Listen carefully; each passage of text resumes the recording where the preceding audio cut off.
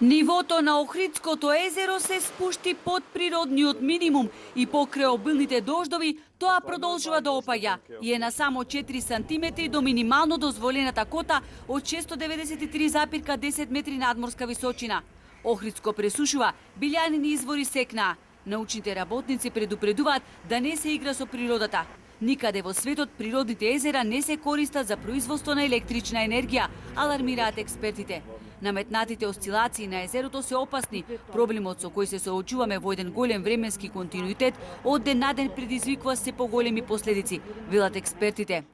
Лошо е затоа што останува помалку вода, а доколку се испуштаат поголем број на нутриенти, пред се на азот и на фосфор, доаѓа до еутрофикација, односно забрзано старење на езерото и до појава на анаеробни услови.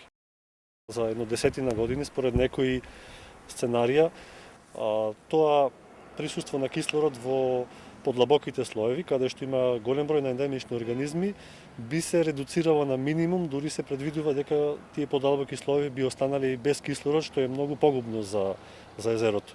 ЕСМ не сме Охридското езеро од природен резерват да го претвора во акумулационен базен. Големи површини од езерското дно остануваат суви, предизвикувајќи изумирање на многу ендемични растителни и животински видови. Сите тие индуцирани осцилации на нивото на водата на Охридското езеро, подпомогнати со ред други причини, како што е забрзана еутрофикација, деградација на живеалишта, узурпација неконтролирана на брегот на езерото, предизвикува понекогаш нереверзибилни последици врз живиот свет во истото.